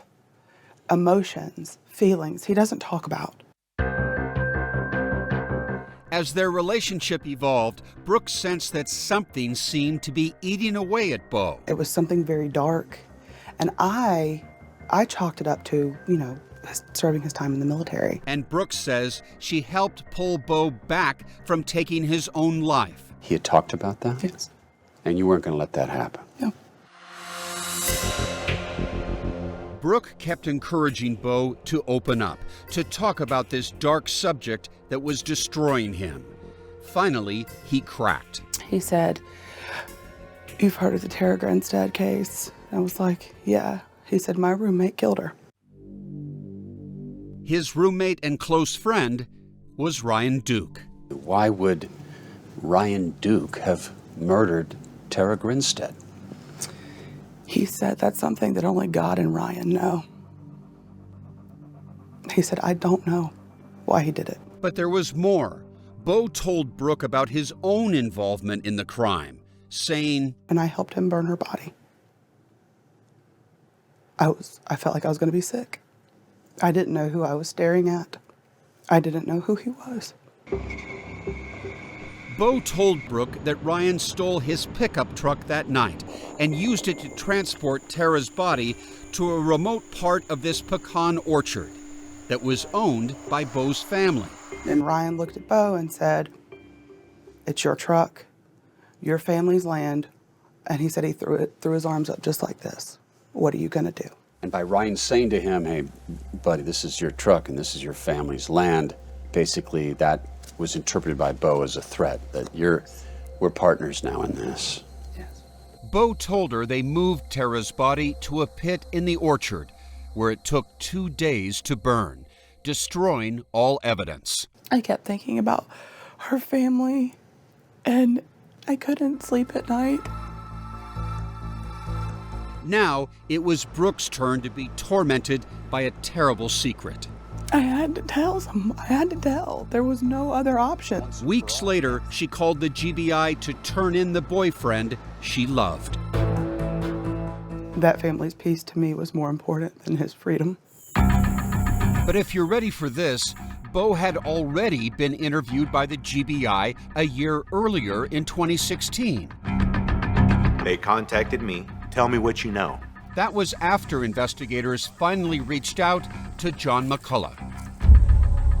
I'm glad somebody's finally listening. So I talked to him, tell him everything I know. But back then, Bo denied everything. With no hard evidence, authorities couldn't make an arrest. But after he broke down to Brooke, she told Bo it was time to tell the truth. I said, you need to confess. You need to own up to what you've done and confess. What does Bo say? He says, I just want her family to know. I'm going to just kind of leave it open the floor to you and just tell me about you knowing about Tara. Bo then told the GBI all the grisly details. You can still see body. Yeah. Just kind of like charred. Yeah. The day after Bo's confession, his one-time friend, Ryan Duke, was arrested.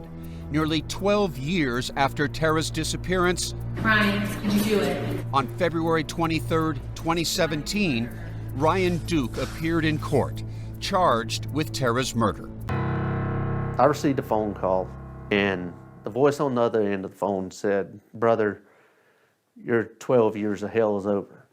We have made an arrest." Investigators say Ryan confessed to killing Grinstead. According to notes of Ryan's confession, which were written down by the GBI and later leaked out, Ryan told investigators he was a drug addict and, quote, broke into Grinstead's house and was attempting to steal from her purse when he believed she came up behind him. He struck her with his fist. Duke did not mean to strike Grinstead, but he was just reacting and scared. Duke said Grinstead died when he hit her. And remember that latex glove found at the crime scene? A DNA sample from Ryan Duke was a perfect match. Was it an emotional moment for you to realize someone had been arrested after all that time? Yes. I cried for days, couldn't sleep for days. It was very hard to grasp. And the next month, Bo Dukes, who years earlier had sat in Tara's class, was arrested and charged not with murder, but with concealing a death, hindering the apprehension of a criminal, and lying to investigators. 2 years later, in March 2019, Bo was the first to go to trial. This case is about Bo's lies. It's about Bo's concealment that his best friend Ryan had killed Tara Grinstead, and then they both burned the body. And for the first time, everyone heard Bo's own account when his GBI interview was played in court. Told me that he had killed Tara Grinstead, and he asked me to help him get rid of her body. But was Bo telling the whole story? I don't believe Ryan could have done it all by himself.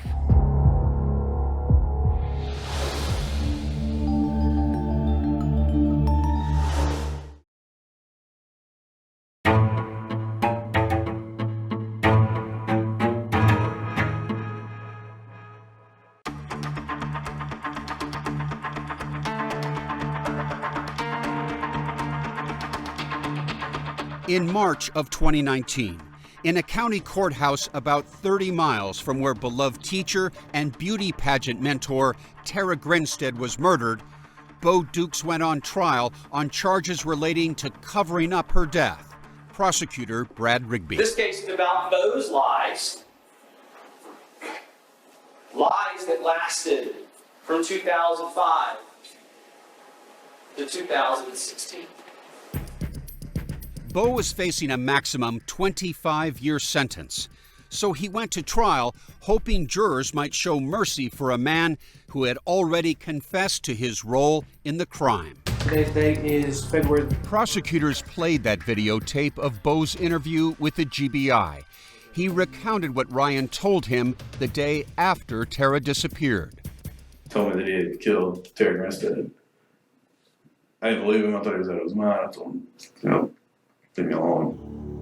When Ryan repeated his story to Bo a couple of days later, again, I didn't believe him. He asked me to come with him out to the pecan orchard. So with Ryan Duke behind the wheel, the two men took Bo Duke's pickup truck and drove out of town on this highway and pulled off on this dirt road. And this is a pecan orchard that's owned by Bo Duke's family. The two men drove about 200 yards up this road to where Tara Grinstead's body had been placed. We drove back into the back, and he showed me where her body was. Of all the people, No connection. why Tara? What's the connection? As far as I know, they didn't know her.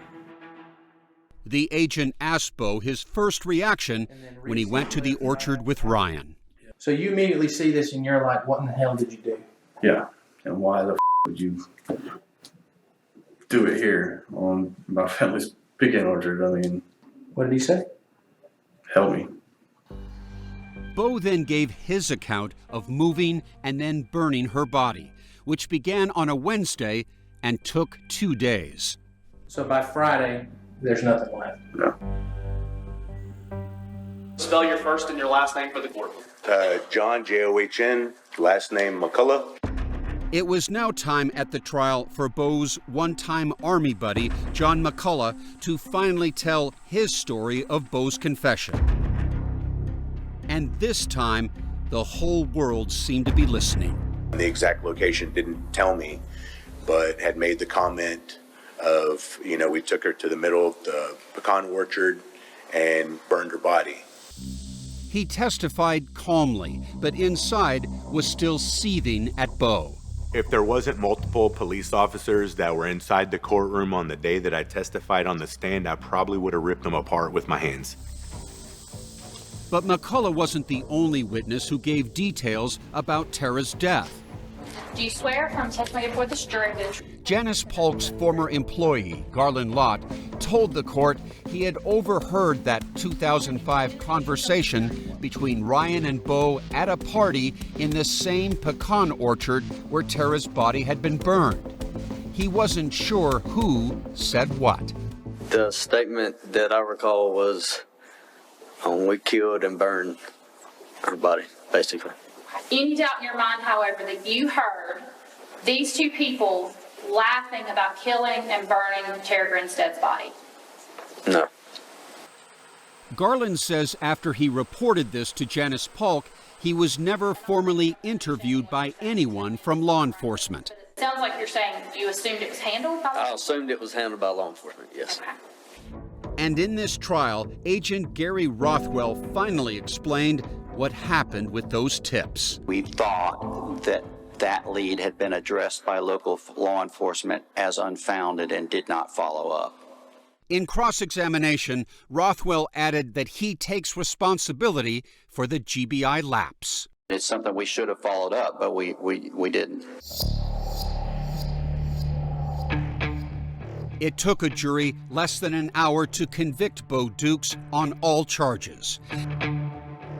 His hope for mercy was dashed. At his sentencing, Tara Grinstead's stepmother, Connie, addressed the court. He knew she was never coming back. He could have at least told us that, but he didn't. And the reason he knew she wasn't coming back is because he had put load after load of wood on her body and burned her. And Bo Dukes himself spoke directly to Tara's family. To the Tara Grinstead family, I'm truly sorry. Your long suffering has been unimaginable. Bo was sentenced to 25 years in prison. But Maria and others still have questions as to what really happened and whether Bo's statements were true. As Bo told it, Ryan did the killing, and all I did was help him dispose of the body. I don't believe that. She points to discrepancies between Ryan's version of events and Bo's. Ryan told the GBI he killed Tara by striking her. Later, he said it was possible that he choked her. But Bo says Ryan was certain about what happened. He jumped on her while she was in bed and strangled her right there in her bed. And there were other inconsistencies. One said she had clothes on, the other said she did not. It's kind of odd, isn't it? Yeah, very. Maria believes those discrepancies may have a sinister explanation, that Bo Dukes had more to do with Tara's murder than either he or Ryan have said. I believe that Ryan and Bo Duke were both in this together. And she's not alone in believing Bo Dukes helped burn a body, not just to protect his friend. You believe that Bo did this to protect himself? Oh, absolutely.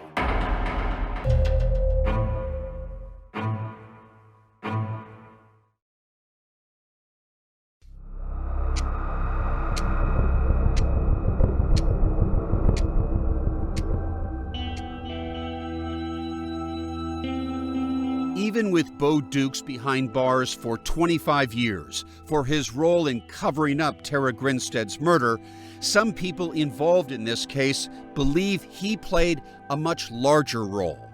Maria Woods Harbor thinks Bo was with his friend Ryan here at Tara's house the night of her murder. I think Bo had more to do with it, yes. So too does this man, forensic investigator Maurice Godwin, who was hired by Tara's sister in 2006.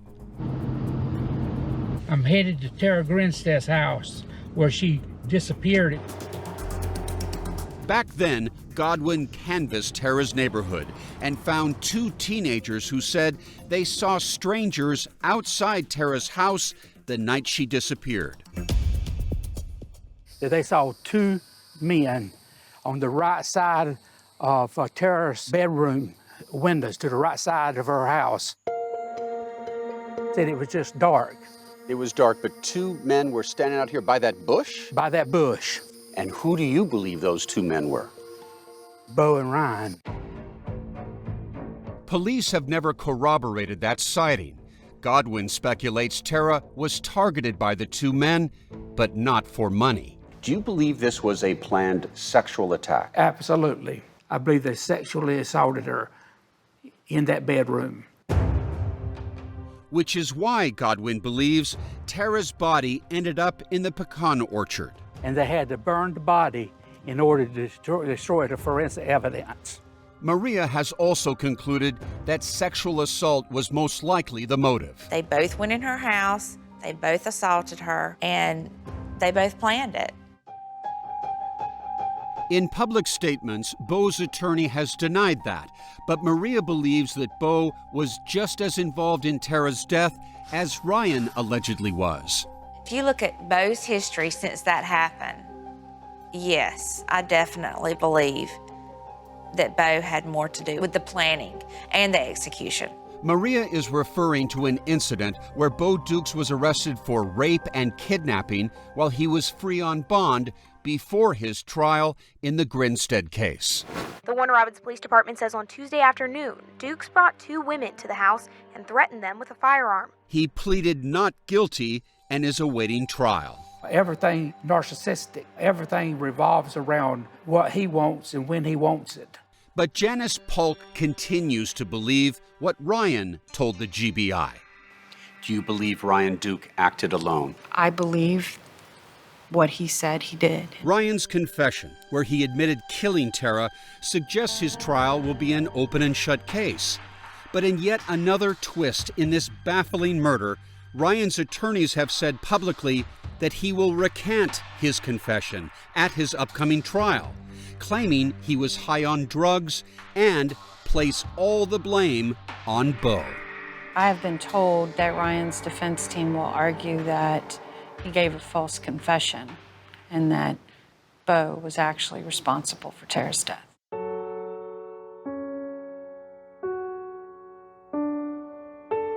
For all that has transpired since 2005, closure is still elusive for everyone involved. I've had to come to a conclusion that I'm just going to have to live the rest of my life not knowing. But there is no question that in her short and impactful life, Tara Grinstead touched people in rare ways, even those who never met her, like John McCullough. I can't explain it. And wish I could have been there whenever it happened, so that way I could do something.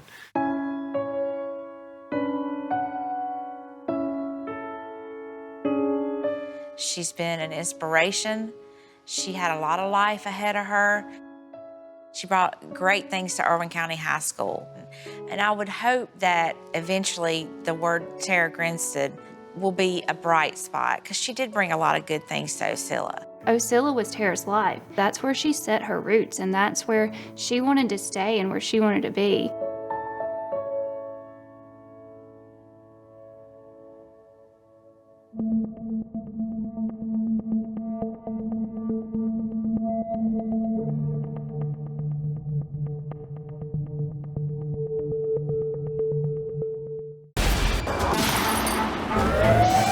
48 hours.